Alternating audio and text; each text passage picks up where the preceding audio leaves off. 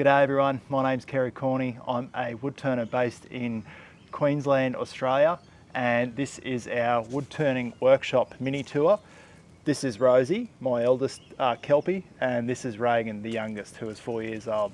But it wouldn't be a workshop without some dogs. So we're going to get straight into it and come on in. As you can see, the setup here, also if you're wondering what this is, I had an accident using my bandsaw over there where I partially amputated my index finger and lacerated deeply into my middle finger. But first things first is I have this laid out here, so I drive the forklift up here and unload the timber onto the bandsaw there, which is a 5 horsepower 3-phase bandsaw, normally with a 3 TPI blade on it.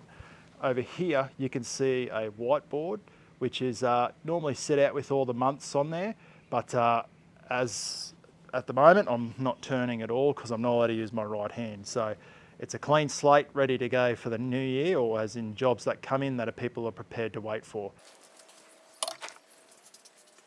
So this workshop was built in 1986 and it was my father-in-law's workshop. That's his photo up on the wall there, as well as people ask sometimes about the two helmets.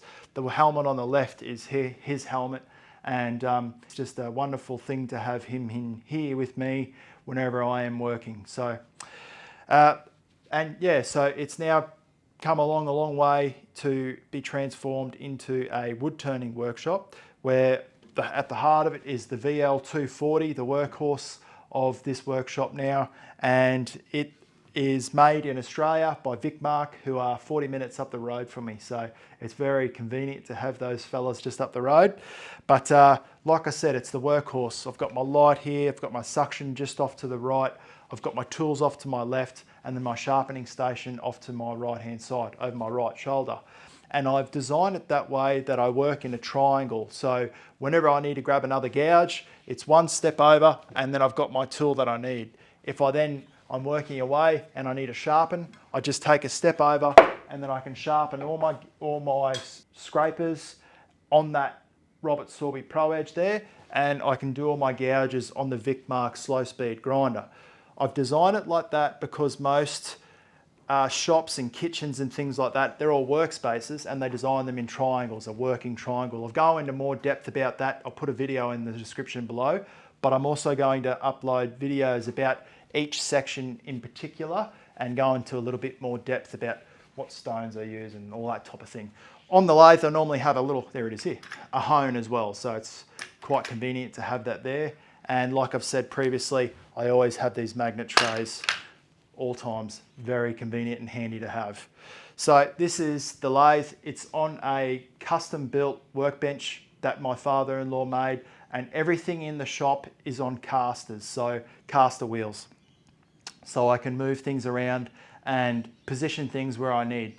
The lathe used to be facing the window, but I found with that, it left all the shavings against the window and down the back, and it was just tricky to clean. So I've now turned it around and then I can face out. I get the cool breeze running through the door and through out the window, so it's quite nice. Used to get that, but my back was facing the door and I didn't like that much. So as you can see here, this is the opposite side of the lathe. I've got a rubber mat there to reduce fatigue. I've got a big wooden block here, and that's for the tailstock, because I found having to put the tailstock on the ground all the time was a pain, and eventually over time I reckon it could contribute to a back injury. So I have a block there, and then I've got all my live centers and drive dogs and things along here. The knockout bar and all that stuff just lives there. It's very convenient to have it all there, and then it's just, you can put things away and keeps things organized, and I never lose things. That's the plan anyway, but it all lives there. As you can see, these wheels down here, very easy to use, and you just push on it, push down, it engages the wheel, and then you can flick it up and then it releases the wheel. So very nice. So now we're on over my left-hand shoulder where I was pointing before at all the tools and things like that. And this has really elevated my efficiency in the workshop. And I'll also show you my trolley that I use over there. If you see that trolley, so the trolley that I love having right next to the lathe is this one here. And it's very convenient. It's on casters, It has clamps on here because I'm not an octopus, and sometimes it's nice to have a few clamps close by. I've got mallets everywhere, very handy. Drill for sanding, top drawers, just all my sanding implements, and then steel wool, which I should be very careful with because it can catch on fire, just be careful of that. Got the rotary sanders, one by Vicmark and then one by U-Butte Polishers, absolutely love them. And then sanding attachments for the drill. So that's that drawer, and then this drawer is very messy. But sand, because I punch out my sandpaper with wad punches, so that's that there. Some buffing stuff, steel wall, a wire wheel that I do for texturing, and lots of bits and bobs in there, and it's just real handy, so I can just push it out of the way when I'm not using it. And in the bottom there, I've got some hones and things like that when I do hand sharpening of knives and different things. So that is the trolley. So this wall here, I've got all my chucks on there, face plates and that, and that's just a bit of dowel, but it was actually a broom handle, a wooden broom handle, and I cut it, and I put a hanger screw in, and they just sit on there really easily. So instead of going out and having to buy more stuff, I just found the mother-in-law's broom handle and cut it up.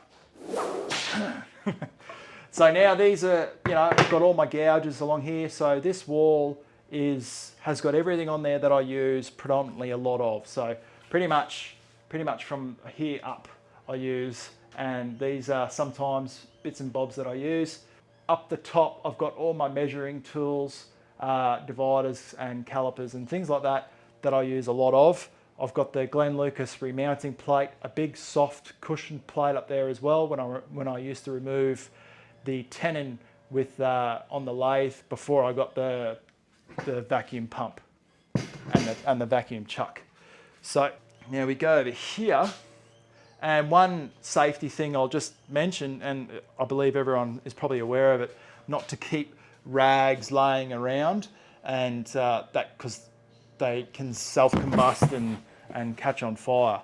But over here I've got all my finishes are all in one spot, and super easy to get to. I've even got some glues in there. I've got some other tool rests up the top there, some homemade tool rests, as well as the tool rest that I use for when I am using the Proform, this guy here, to do some hollowing. Put that back. And so yeah, that's all my finishes over here, and I find it really convenient to just keep them all in one spot because I'm constantly, before I organised all the shop, I was always looking for things and they were in drawers and I couldn't find them, so having them all out just makes it really easy for myself to find things.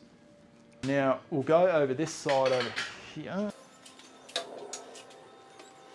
So now this side of the wall, I've got my Vicmark slow speed grinder. I will go and make another video about each setup later on. I've got my Robert Sorby belt grinder there with the plate. I have just received a plate also for the slow speed grinder, so I'll be taking off the Tormek side of things and then putting on a plate there from Woodcut Tools, because I want to get used to using the freehand grinding, just so if I go anywhere I can freehand grind. On this side over here, I've got all the little hand tools and drills and screwdrivers, chisels and bits and pieces that I just use regularly. They're all there. Plus, having these magnets just makes things so much easier. And as you could probably see, you can see everything and it's all there. You know, you got your little hones that you need. You know, it's just so much easier when you can see everything, and that's what I think anyway. But yeah, so slow speed grinder fixed up with the Tormek bench grinding attachment over there, and then I've got the Robert Sorby Pro Edge, which works an absolute treat, and I use it mainly for doing my skews as well as scrapers. That's that side of things. Now you're probably wondering what this timber is on the floor just here. Once I cut all the blanks and they're good to go, I then transport them over to this side. I fill this wall up with blanks, and then that's a 2-day process. Sorry, that's a 1-day process. And then on the second day, I then turn all the backs and then form them to a rough bowl shape. and then from there I then core all the bowls out. So that's how I go about doing things. I'll show you my dust collection. See this thing here, it's super handy, and it allows you to adjust it and get right over the top of the lathe. And that is a pole welded to a disc plough. You can see that disc plough on the bottom there, and that just allows that base to sit there. And then my dust extraction sits on this arm here. Now over here, this is a workbench, and it's not on casters because it's all made out of Australian hardwood, and it weighs an absolute ton. I'm not exactly sure if it weighs a ton, but it's extremely heavy. So on that side there, I've got all those magnets, and there just got all my drills, all my drill bits on that side there. Plus it makes it really easy when I want to do some work on the house or something like that. I can just run out, find what I need when I just open that door, and I'm away. Those blanks there are the first blanks that my father-in-law, he cut them. I mounted them on the wall as a tribute to him. And also, of course, the Australian flag. Can't have a workshop without a flag. Underneath there, I've got some chiseling tools as well, just some hand tools, little bits and pieces that I use. And of course, all the little hand tools that you need, your drills and your blower and your hand wash, as well as, camera stuff that I use. If we go over here, I've got the compressor down over there underneath the bench. I've got my big dust collection, which I turn on, and that's a big room filter. Now, a lot of people have seen this trolley before, and this allows me, so when I take the bowl blanks back outside and store them into my wood turning drying shed, when they're ready to go, I then bring them back in and put them on this, which is also on casters as well. So that allows me to move the blanks right over near the lathe, and then I can turn and put the blank on, and I don't have to walk around. And I know that might seem like, oh, Kerry, come on, yeah.